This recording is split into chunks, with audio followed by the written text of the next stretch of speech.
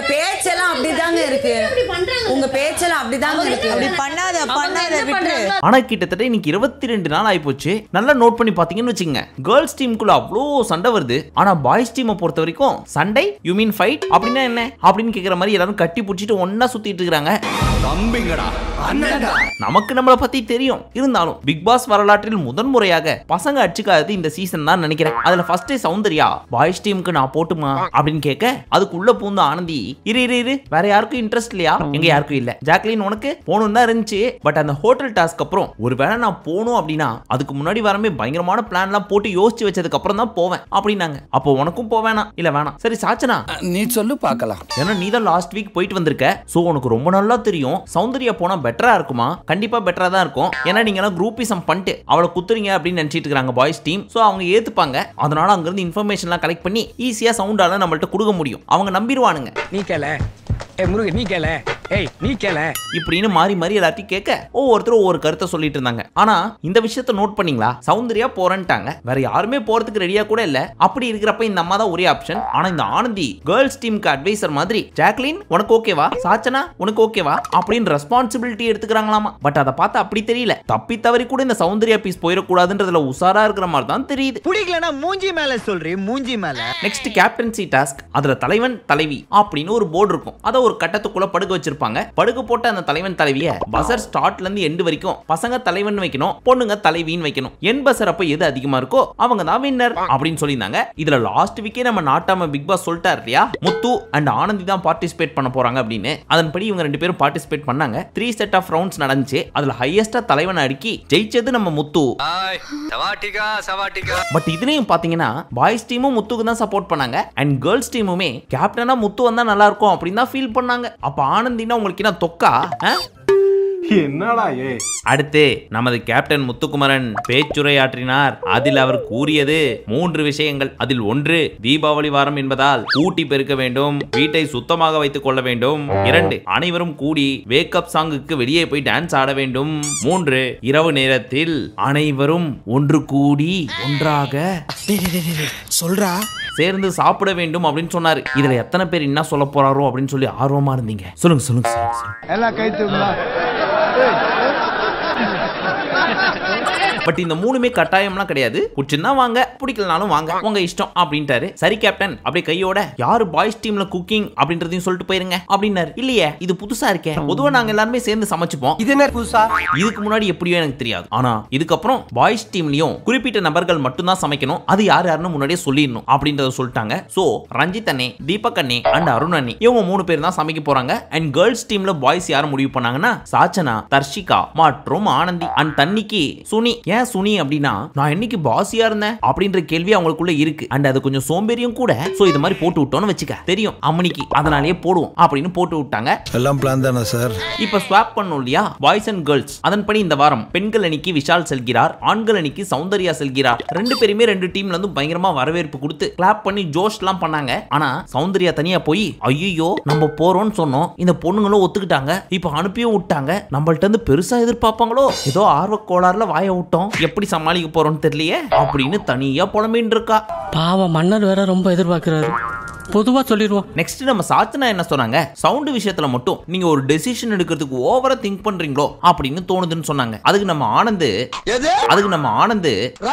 நீ ரொம்ப பயாஸ்டா பேசுற மாதிரி இருக்குடா, ஆல்ரெடி நீயும் சவுண்ட் டிஸ்கஸ் பண்ணிட்டு வந்து அப்படியே ஒப்பிக்கிற மாதிரி இருக்குடா, எப்படி சொல்றீங்க? இதே விஷயத்தை தான் கொஞ்ச நேரத்துக்கு முன்னாடி அவ சொல்லிட்டு போனா, அதை அப்படியே வந்து நீ சொல்றப்போ அப்படிதானடா யோசிக்க தோணும். இல்ல நீங்க குரூப்பா இருக்கீங்க, அப்ப நான் ஏதாவது சொல்றேன்னா என்ன குரூப் யாரு குரூப்? பவித்ராவை தவிர்த்து, என்ன தவிர்த்து, அங்க போன சவுண்டை தவிர்த்து இங்க இருக்கிற எல்லாரும் குரூப். ஓ அப்படியா? சரி குரூப்னா என்ன? குரூப்னா எல்லாரும் சேர்ந்து ஒண்ணா இருக்கிறது தான் குரூப் அப்படின்னப்போ சுனிதாக்கு எப்படி இருந்திருக்கும்? அவன் மேல எந்த நடவடிக்கையும் எடுக்க முடியாத நிலைமையில நான் இருக்கேன். சோ சுனி என்ன சொன்னாங்கன்னா, குரூப்னா எல்லாரும் சேர்ந்து உட்கார்ந்து ஒருத்தரை குத்தணும்னு நினைக்கிறது தான் குரூப்பிசம் இப்படின்னு மாறி மாறி பேசிட்டு இருக்கிறப்போ சுனிதா அக்கான்னு சாச்சனா பேச, அக்கான்னு கூப்பிடாத ப்ளீஸ். அப்புறம் எப்படி கூப்பிடுறது? சுனிதான்னு கூப்பிடு. நீ ஒரு நாள் அக்கான்னு கூப்பிடுவ, திடீர்னு வந்து சுனிதான்னு கூப்பிடுவ. சோ இனிமே அப்பெல்லாம் கூப்பிடாம டைரக்டா பேர் வச்சு சுனிதானே கூப்பிடு அப்படின்னு சொல்லவும், அக்கா என்னக்கா எப்படி பேசிட்டீங்க, நான் ஏதோ தெரியாம வாய் தவறி சுனிதான்னு எங்கேயா சொல்லி சொல்லியிருப்பேன். அதை போய் மைண்ட வச்சுக்கிட்டு அக்கான்னு கூப்பிடாதீங்கன்னா எப்படிக்கா? எல்லாமே நீதானே. அப்படி மட்டும் சொல்லுவேன் நினைக்காதீங்க. சரி சுனிதா அப்படின்னு சொல்லிருச்சு இந்த பீஸ். எல்லாரும் சுனிதாவை கர்வம் கட்டி அடிக்கிறாங்களோ. இதுல மெயின் விஷயம் என்னன்னா ஜாக்கு போட்ட யூட்டர்ன் தான். ஏன்னா அப்போ வரைக்கும் சாச்சனாக்கு அகைன்ஸ்டா பேசிட்டு இருந்தாங்க. பொசுக்குன்னு அன்சிதாவையும் சுனிதாவையும் புடிச்சு, அன்சிதா நீ அவ சொல்றதான் கேக்குற, ஒருத்தர கூட வஸ்ட்னு சொல்லி சுனிதா பேரை சொன்னதே கிடையாதே. அப்படியா? இப்ப நான் கேக்குறேன் பாரு, ஒரு டைமாவது நான் பெஸ்ட்னு சொல்லி ஏதாவது சொல்லிருக்கேனா? அதுவும் சொன்னது கிடையாது. அப்புறம் என்ன இப்படி மடக்கறியா நீ? என்ன இரு, இன்னொரு மேட்டருக்கு வரேன். இப்ப பார், சுனிதாக்கு வீட்டு வேலை செய்ய பிடிக்கல, அதனால அவ செய்ய மாட்டான். ஆனா நீ அவளுக்காக அவ வேலையை இழுத்து போட்டு செய்யற. எனக்கு தெரியும் இந்த மேட்டருக்கு நீ வருவேன்னு தெரியும். அதனாலதான் முன்னாடி யோசிச்சு வச்சேன். எனக்கு தெரியும், கண்டிப்பா தெரியும். என்ன சொல்லணும் அப்பவே நான் யோசிச்சு வச்சிட்டேன் அப்படின்னு சொன்னதையே தான் திருப்பி சொல்றாங்க தவிர்த்து என்னத்தை யோசிச்சு வச்சாங்கன்னு கட்சி வரைக்கும் சொல்ல. அதெல்லாம் ரகசியம் சொல்றதுக்கு இல்ல. அதே மாதிரி முக்கோண காதல் கதை கேள்விப்பட்டிருப்போம். ஆனா முக்கோண முட்டிக்கிற கதை அப்படின்னா அது இதுதான். ஸ்டார்டிங்ல எல்லாரும் சேர்ந்து சாச்சனாவை அடிச்சாங்க. அப்போ சுனிதாவும் சேர்த்து சாச்சனாவை அடிச்சிட்டு இருக்கிறப்போ திடீர்னு சம்பந்தமே இல்லாம ஜாக் உள்ள பூந்து அன்சிதாவையும் சுனிதாவையும் அடிச்சாங்க. அப்படின்னு திருப்பி அடிக்கிறதுக்காக சுனிதா வர்றப்போ சாச்சனா உள்ள பூந்து ஏய் எங்க அக்கா ஜாக்கி அடிக்கிற அப்படின்னு சுனிதாவை போட்டு அடிக்க ஆரம்பிச்சிட்டாங்க. என்னங்கடா ட்விஸ்ட் அடிக்கிறீங்க? ஆரம்பிச்சது சவுண்ட வச்சு, சவுண்டு வெளில உட்காந்துட்டு இருக்காங்க. அந்த டாபிக் கொண்டு வந்தது சாச்சனா. சாச்சனா மூலையில உட்காந்துட்டு இருக்காங்க, இன்னொரு மூலையில சுனிதா உட்காந்துட்டு இருக்காங்க. ஆனா என்னதான் தூரமா உட்காந்துட்டு இருந்தாலும் ஒருத்தங்களுக்கு மட்டும் தான் அடிபட்டு ரத்தம் கொட்டுன்னு கொட்டுது. யாருக்குன்னு கேக்குறீங்களா? நம்ம சுனிதாக்கு தான். அதெல்லாம் வரவே இல்லையே. எங்க ரத்தத்தையே காணோம் அப்படின்னு கேக்குறீங்களா? தெரியாது, உள்ளுக்குள்ள ஊத்திட்டு இருக்கு. அது அவங்க முகத்திலேயே தெரியுது. இப்பதான் தெரியுதா உனக்கு? இப்போ நாமினேஷன் டைம். அதுல லாஸ்ட் வீக் ஸ்வாப் ஆன ஜெஃப்ரி அண்ட் சாச்சனா ரெண்டு பேரும் டைரக்டா ஒருத்தரை நாமினேட் பண்ணும் இல்லையா? சோ ஜெஃப்ரி சைடுல இருந்து அன்சிதாவை சொன்னாரு முன்னாடி இருக்க மாதிரி இல்ல, இன்ஆக்டிவ் ஆயிட்டாங்க அப்படின்னு. அண்ட் சாச்சனா தீபக் கண்ணனை சொன்னாங்க வந்த புதுசுல நீங்க மென்டலி பயங்கர ஸ்ட்ராங்கா இருந்தீங்க, இப்ப வீக் ஆயிட்டீங்க, அதுதான் காரணம். இதை நான் நம்பணும். ஆனா சத்தியமா தான் உண்மை. சரி நம்புறேன் போ அப்படின்னு தீபக் கண்ணனை வேணா ஏமாத்தலாம், எங்களை ஏமாத்த முடியாது. யார் ஏமாத்த பாக்குற? தர்ஷா குப்தா நேத்து போறதுக்கு முன்னாடி சொல்லிட்டு போனாங்கல்ல, என்ன குத்தி அமிச்சவங்கள நீங்க பாத்துக்குங்க அப்படின்னு. அத சாச்சனா தனக்கு சொன்னதா எடுத்துக்கிட்டு எங்க அக்காவையா குத்துன நீ இரு உன்னை குத்துறேன் அப்படின்னு குத்தி விட்டாங்களோன்னு தான் தோணுது. இப்ப boys team girls team nominate பண்ணும் and girls team boys team nominate பண்ணணும்னு சொல்லியிருந்தார். அதன்படி வரிசையா நாமினேஷன்லாம் போயிட்டு இருந்துச்சு. அதுல நம்ம சத்யா அண்ணா இருக்காரு தெரியுமா? அவரு கான்பிடென்ட்டா ஒரு கோட் சொன்னாரு. அது என்ன தெரியுமா? never judge cover by its book ன்னு சொல்லலாம்னு இருந்தேன். cover by its book ன்னு சொல்லலாம்னு இருந்தேன். ஆனா எவ்வளவு கான்பிடென்ட்டா மாத்தி சொல்லிருக்காரு பாருங்க. இதுக்கு தான் படிக்கடான்னு அடிச்சுக்கிட்டேன். சரி இப்போ லிஸ்ட்ல யார் யார் இருக்காங்கன்னு பாத்தீங்கன்னா Jacqueline 4 votes, Pavithra, Sunitha, Jeffrey இவங்களுக்கெல்லாம் தலா 2 ஓட்டுகள், ரஞ்சித் அண்ணனுக்கு 3, வேடிக்கை பார்க்க வந்த சத்யா அண்ணனுக்கு 4, கண்ணம்மா வீட்டுக்காரருக்கு 5. அதன்படி பாக்குறப்போ இந்த வாரம் ஆப்பு யாருக்குன்னா 2 பேருக்கு. அது ஒரு நல்ல ஆப்பா பார்த்து நீயே வச்சுக்கோ. ஒன்னு சுனிதா, இன்னொன்னு அன்சிதா. ஆனா சுனிதாவால உள்ளுக்குள்ள பஞ்சாயத்து பிரச்சனை எல்லாம் வர்றதுனால அந்த அம்மா போறதுக்கு சான்ஸ் கொஞ்சம் கம்மியா இருக்கு. பட் அன்சிதா சைடுல இருந்து ஒன்னும் பெருசாவும் வரல. இன்னும் சொல்ல முடியாத ஒரு சில காரணங்களினால் அனுப்போம்பா, ஒரு சில காரணத்தினால அவங்க போறதுக்கு நிறைய வாய்ப்பு இருக்கு. வாயில வசம்ப வச்சு தேக்க வாய்க்கால தண்ணி வந்து வாயை கூப்பிடுடா. நெக்ஸ்ட் நம்ம சௌந்தர்யா அருண் கிட்ட போய் இங்க பாரு, அவங்களுக்கு நீ குடுக்குற டாஸ்க் எல்லாம் வேற மாதிரி இருக்கணும், அந்த மாதிரி குடுக்கணும், புரியுதா? அவ்வளவுதானே, பாரு நாள்ல இருந்து எப்படி பண்றேன்னு மட்டும் பாரு. நீங்க ஒண்ணும் ஃபீல் பண்ணாதீங்க, நான் பாத்துக்கறேன். ஏதோப்பா நான் சொல்லணும்னு நினைச்சேன், சொல்லிட்டேன். பாரு நீ பாரு அப்படிங்கிற. அப்படியே கொஞ்சம் சர்ன்னு ரிவைண்ட் பண்ணி பாத்தீங்கன்னா அருண நாமினேஷன்ல குத்துன ஒன் ஆஃப் த பீஸ் நம்ம சௌந்தர்யா. கேரக்டராவே இங்க இருக்கணும் அப்படின்னு முடிவு பண்ணிட்டு வந்த மாதிரி இருக்காரு அப்படின்ற மாதிரி தோணுது அருண். அங்க இந்த புள்ளைய போய் குத்தி விட்டு இங்கேயும் வந்து தொட்டிலாட்டுறாங்க. ஆனா கரெக்டா யோசிச்சு பாத்தீங்கன்னா இங்கேயும் வந்து தொட்டிலாட்டல, இங்கேயும் புள்ளைய கிள்ளி தான் விடுறாங்க. எந்த புள்ளையன்னு கேக்குறீங்களா? அருணை விட்டு கேர்ள்ஸ் அப்படின்ற புள்ளைய கிள்ள விடுறாங்க. அதுலயும் முக்கியமா சுனிதாவை மட்டும் நறுக்குன்னு கில்லு அப்படின்ற மாதிரி நிறைய ஐடியா எல்லாம் எடுத்து கொடுத்துட்டு இருக்காங்க. இதை தெரியாத நம்ம கண்ணம்மா வீட்டுக்காரரு நம்மளையும் மதிச்சு ஒரு விஷயம் சொல்லிட்டு போதுன்னா நம்ம எவ்வளவு பெரிய ஆள் நினைச்சிட்டு இருக்கோம். இந்த பொண்ணு அருணா கொக்கா அப்படின்னு ஒரு சிரிப்பு சிரிச்சுக்கிட்டு ராஜா பகூத் மாதிரி உட்காந்துட்டு இருக்காரு. அப்ரோச்சே பாரு வேற மாதிரி. அவ சொல்றாட்டு போகாத. அதெல்லாம் நீ சொல்லப்பட. நெக்ஸ்ட் ஷாப்பிங்க்கு காசு கொடுக்கிற டாஸ்க். அதில் என்ன செய்ய வேண்டும் என்றால் 3 பேர் வரிசையா நிப்பாங்க, கையில ஒரு பைப்பை வச்சுக்கிட்டு. ஃபர்ஸ்ட்ல ஒரு பாலை உருட்டி விடுவாங்க. அந்த பாலை கைப்படாம தாங்கி தாங்கி தாங்கி கடைசியா அந்த பொந்துக்குள்ள வந்து போடணும். அப்படி போட்டால் அந்த பால்ல எவ்வளவு பாயிண்ட் எழுதிருக்கோ அது அவங்களுக்கு. இதுல 600, 1000, 1500 இந்த மாதிரியான பாயிண்ட்ஸ் எல்லாம் போட்டிருக்கோம். கடைசியா பஸ்ஸர் அடிச்சு முடிக்கிறப்ப எத்தனை பாயிண்ட்ஸ் அவங்க வச்சிருக்காங்களோ அந்த பாயிண்ட் தான் இவங்க மார்க்கெட்ல போய் வாங்குறதுக்கான துட்டு. இன்ட்ரெஸ்டிங். இதுல அப்பப்போ பாய்ஸும் சரி கேர்ள்ஸும் சரி அந்த பாலை கையை வச்சு பிடிச்சாங்க. பட் நம்ம strict officer officer Muthu and ரொம்ப ஸ்ட்ரிக்ட் ஆபீசர் தீபக் கையால ஹோல்ட் பண்ணாதீங்க அப்படின்னு சொல்லிக்கிட்டே இருக்க நம்ம அன்சிதா அண்ணா மேலே ஏறி பாருண்ணா நீ சும்மா கையால பிடிக்கிற அப்படின்ட்டு பொண்ணாது திமிரு பிடிச்சது இப்படின்னு பொசுக்குன்னு கோவப்பட்டாங்க. நல்ல வேலை கெட்ட வார்த்தை எதுவும் பேசல. அண்ணா மேல நின்னு பாரு அண்ணா ஏறி விரல பிடிக்கிறேன் அது பிடிக்கிறேன் அது பிடிக்கிறேன் தேவையில்லாம அந்த வார்த்தையை வாயிலிருந்து வர வச்சிடாது. இதுவே எங்க பழைய அன்சியா இருந்திருந்தா காதுல ரத்தம் வர்ற அளவுக்கு கழுவி ஊத்திருப்பாங்க. ஏதோ கேமரா மைக் எல்லாம் இருந்ததுனால முத்துவும் தீபக்கும் எஸ்கேப் ஆயிட்டாங்க.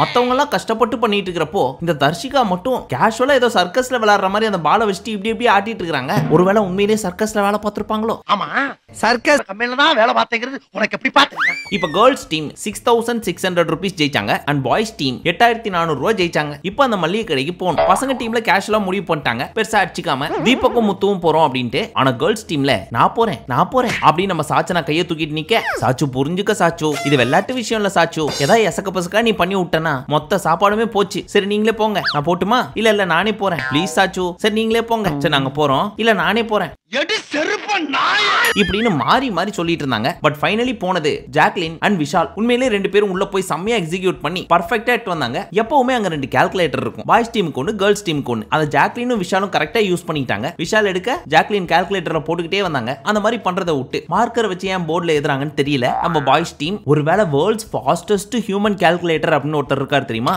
நீலகண்ட பானு பிரகாஷ், அவங்கள விட ஃபாஸ்டா நாங்க போடுவோம் அப்படின்னு சொல்லி பாய்ஸ் டீம் ஏதாவது யோசிச்சிருப்பாங்களோ? ஆமா சார். இப்போ ஜாக்லின் உள்ள இருந்த 5 தக்காளி கவர்ல 4 தக்காளி தூக்கி போட்டாங்க. பேலன்ஸ் ஒன்னு தான் பாய்ஸ் டீமுக்கு இருந்திருக்கு. சோ தீபக் புடிச்சு கத்திட்டு இருந்தார், ஏமா எல்லாத்தையும் எடுத்து போட்டுக்கிட்டானா எங்களுக்கு என்ன பண்றது? ஐயோ அண்ணா நாங்க வேணும்லாம் செய்யலனா, தெரியாம பண்ணிட்டோம்னா. இல்ல நீ வேணும்னே தான் பண்ணிருக்க. ஐயோ அண்ணா சாமி சத்தியமா நாங்க வேணும் பண்ணலனா. சரிமா விடுமா. அண்ணா வேணும்னு பண்ணலனா. சரிமா அதான் சொல்லிட்டேன்ல நாங்க வேணும்னு பண்ணல தீபக் அண்ணா. சபா ஏமா போட்டு டார்ச்சர் பண்றேன்? டேய் சுகர் பேஷண்டா நானு.